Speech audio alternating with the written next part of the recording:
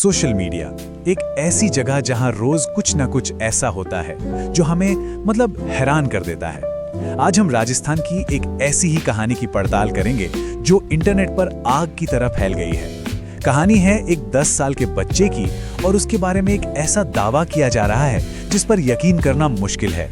तो सवाल ये उठता है कि क्या ये वाकई पुनर्जन्म का कोई चमत्कार है या फिर सिर्फ वायरल होने का एक नया खेल। चलिए इस पूरे मामले की तह तक चलते हैं। देखिए, ये हेडलाइन इस पूरी कहानी को एक लाइन में बयां कर देती है। एक तरफ एक बच्चे का मासूम बचपन और दूसरी तरफ है सोशल मीडिया पर फेमस होने की, वायरल होने की एक अंधी दौड़। आज हम यही देखेंगे कि जब ये दोनों दुनिया आपस में टकराती हैं तो होता क्या है। तो आखिर ये पूरा मामला है क्या? ये कहानी शुरू होती है राजस्थान के टोंक जिले से। यहाँ एक 10 साल का बच्चा है जो रातों रात, लिटरली रातों रात इंटरनेट पर चर्चा का विषय बन गया है। और वजह है एक ऐसा दावा जो हमारी आपकी समझ और तर्क से बिल्कुल परे लगता है। दावा यह है कि कान्हा राम बैरवा नाम का ये बच्चा कोई आम बच्चा नहीं है, बल्कि वो राजा मान सिंह का पुनर्जन्म है। जी हाँ, वही राजा मान सिंह। सोशल मीडिया पर वीडियोस की बाढ़ आ गई है और इस कहानी को लाखों लोगों तक पहुंचाया जा चुका है। अब देखिए, दावा तो बहुत बड़ा है, बहुत हैरान करने वाला है, लेकिन सोशल मीडिया पर जो कुछ भी दिखता है, क्या हम उसे आंख बंद करके सच मान ले? चलिए अब थोड़ा गहराई में उतरते हैं और इस दावे की हकीकत जानने की कोशिश करते हैं। यहाँ सबसे जरूरी और पहला सवाल यही उठता है, भाई इस अविश्वसनीय कहानी का सबूत क्या है? किस आधार पर यह कहा जा रहा है? कोई ठोस प्रूफ है भी या सब कुछ बस हवाई बातें हैं? और बस जैसे ही इस दावे की जांच शुरू हुई, पूरी कहानी का सच सामने आने लगा। पता है क्या चला कि वो बच्चा राजा मानसिंह के बारे में सिर्फ 4 से 5 बातें ही बता पाता है। और मजे की बात यह है कि ये सारी की सारी जानकारी पब्लिक डोमेन में है, इतिहास की किताबों में, इंटरनेट पर हर जगह मौजूद है। इसमें कुछ भी ऐसा नहीं था जो नया हो या किसी को पता ना हो। तो अब तस्वीर बिल्कुल साफ हो जाती है ना।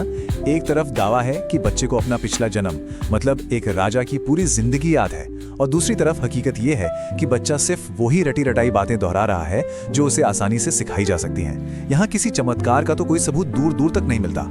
और यहीं से ये कहानी एक बहुत ही परेशान करने वाला, एक चिंताजनक मोड़ ले लेती है। जो वीडियोस वायरल हो रहे हैं उनमें वो बच्चा खुद को राजपूत राजा बताकर अपने ही दलित माता पिता से दूरी बनाता हुआ दिखता है, उनसे भेदभाव करता है। अब ये सिर्फ एक वायरल कहानी नहीं रह गई, ये हमारे समाज में जो जाति को लेकर दरारें हैं उन्हें और गहरा करने का काम कर रही है।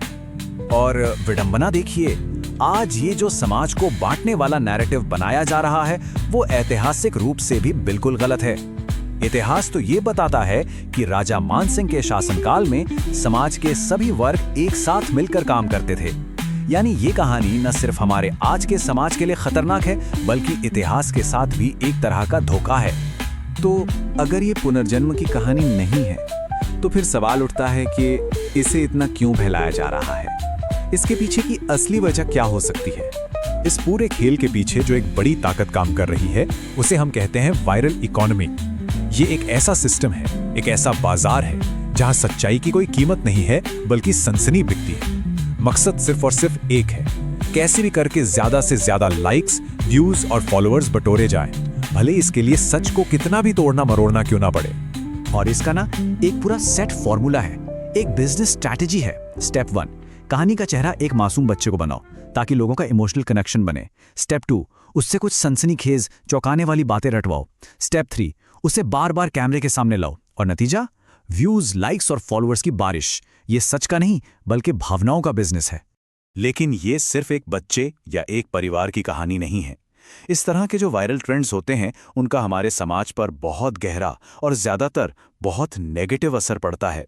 और इसके जो नतीजे होते हैं वो वाकई बहुत गंभीर हैं। ये समाज में अंधविश्वास को बढ़ावा देता है, ये जाति के नाम पर लोगों के बीच नफरत पैदा करता है, और सबसे जरूरी, ये उस बच्चे के कोमल मन पर, उसके विकास पर कितना बुरा असर डालता है। और ये सब क्यों हो रहा है? सिर्फ कुछ व्यूज और लाइक्स के लिए।